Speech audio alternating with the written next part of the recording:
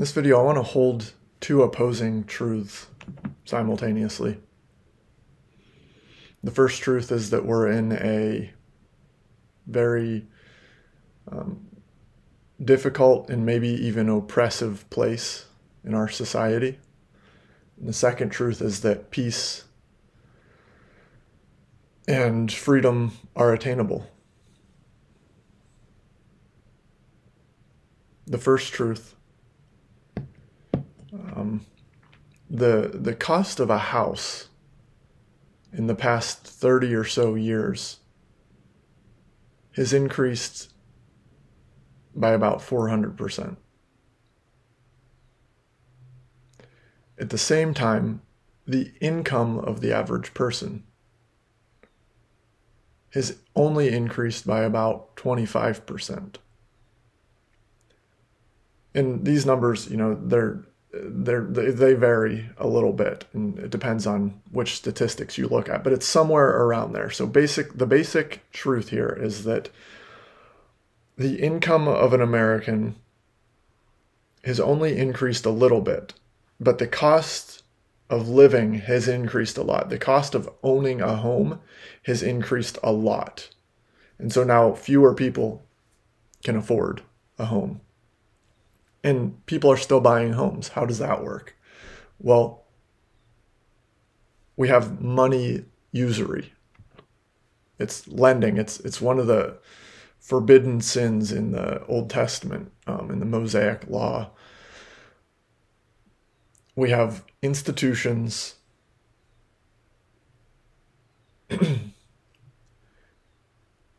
paying for somebody's house for them in return for that person's slavery, essentially. And it's slavery by means of that person has to pay them a little bit of money each month and a little bit on top of that little bit. That is like, if you want to borrow this, then you have to pay it back. And since you're paying it back slower, you have to pay it back with interest. But what this does is creates a system where people don't have to save money. They don't have to wait to get the house or the land that they want. They only have to look at the monthly cost. And so people overpay substantially for property and for houses. And they're overpaying because they can. And because that's when everybody's doing that, that becomes the norm. That's what you have to do. You have to pay excessive amounts of money for land or for a home, and it becomes a system that kind of traps everybody, because then people who don't want to go into slavery or into debt they just simply can't afford a home, even if they save up money for a long period of time. The value of our dollar is getting weaker. The economy, the stock market keeps going up and up and up. And it's not necessarily that our economy is becoming so much better. It's that the dollar is becoming weaker. $1 can buy less food, less land, less anything than it could just a few years ago. Quite a bit less. We have a lot of corruption. We have this creepy form of slavery called indebtedness. And the tricky thing is land is really the biggest source of freedom, of sovereignty, as far as like physical sovereignty goes, physical freedom goes. It's a source of freedom because a person can have a piece of land and can provide their necessities from that land instead of having to rely on societal systemic structures.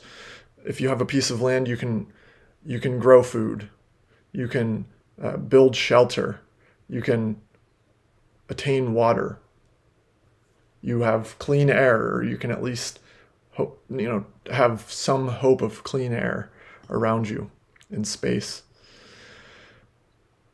So land is very much a source of freedom. Without land, you're dependent on the industrial food systems, and you're dependent on landlords for shelter. You're dependent on sewage and companies for your water. And with land being out of reach, unless you're willing to go into indebtedness, we essentially have there's no freedom there. You can either become a slave to get the thing that will make you free, and that's like 30 years of slavery. Like a 30-year fixed mortgage is like pretty much the norm.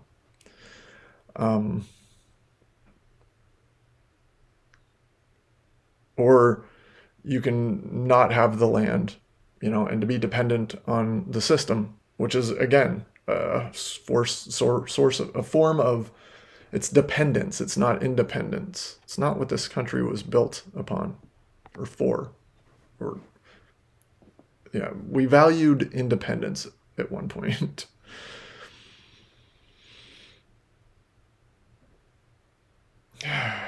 It's very frustrating. At the same time, we're living through what Aldous Huxley, the writer of Brave New World, and also many other great thinkers have referred to as kind of the ultimate revolution, or this next form of tyranny or oppression. And that's where we're controlled by offerings of pleasure and stimulation and comfort, rather than by force or by violence. And so we're controlled on multiple levels now. We're controlled economically, and then we're controlled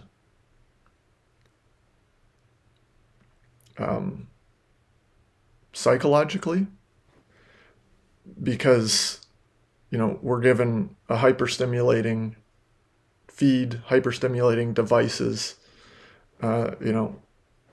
plenty of social media to scroll through, and lots of entertainment to watch. And it all has influences on how we think and how we live. And so then there's that. That's the ultimate revolution.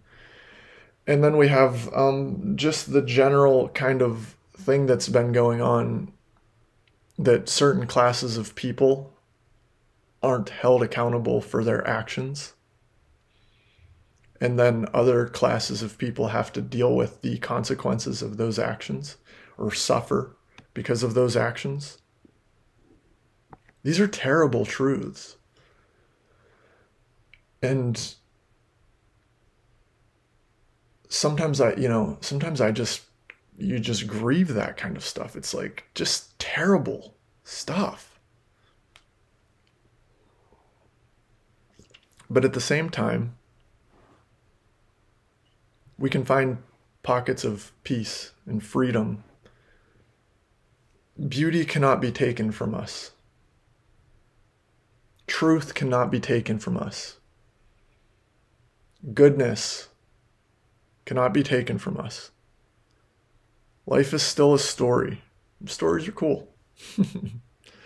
There's a place within, separate from all the noise of the world, separate from that 9-to-5 job that you have to go to Monday through Friday, dealing with a whole bunch of people who also don't want to be in this 9-to-5 job, who have sold themselves into this slavery. And there is, within that, there is still space for goodness, for justice and beauty and truth. I can turn off social media. I can stop using AI.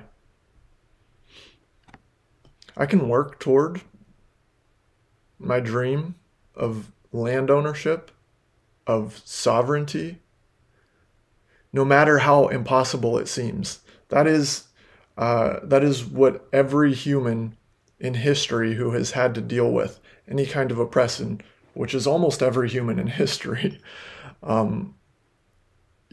any that have actually found any freedom. I don't think it's because the odds weren't impossible. I think it was because they were willing to work toward their dream even though the odds were impossible. Like Atticus Finch in To Kill a Mockingbird, courage. It's when you know you've been beat and you still give it a try anyway. You still go for it.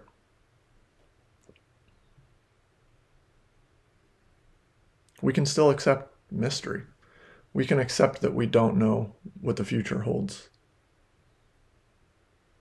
And maybe that's scary, but maybe there can be comfort in that too. What if you can accept the fear that comes with that?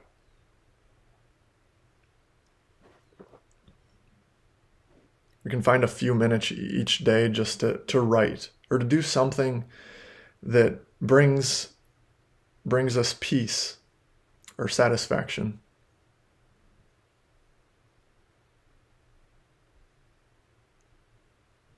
At least we have those few minutes.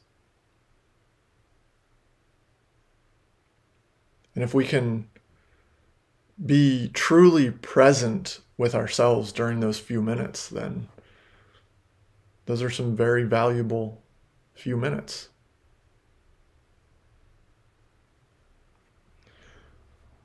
And we can form and be part of relationships that are built on honesty rather than performance.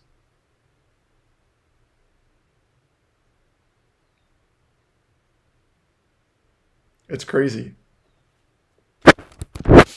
We live in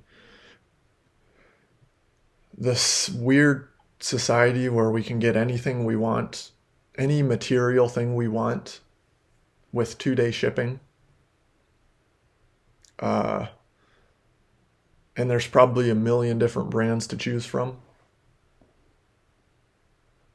And at the same time, our wants are being controlled and manipulated almost constantly.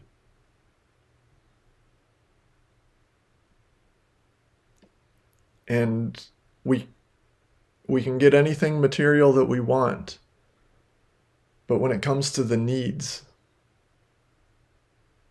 the necessities, we can get them, but we can't get them ourselves. We're dependent on systems ruled by people who aren't held accountable for their actions.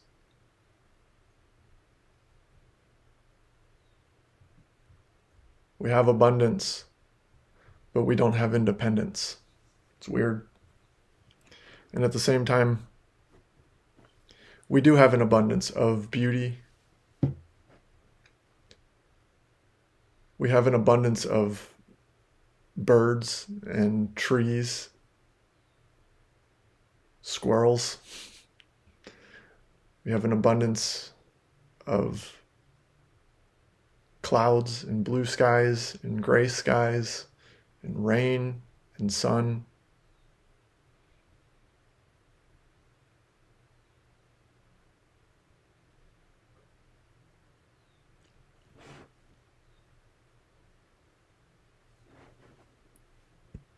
And we have life.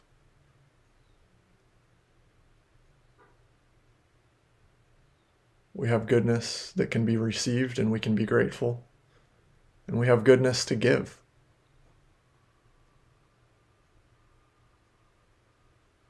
And that's beautiful and amazing. So those are just some thoughts.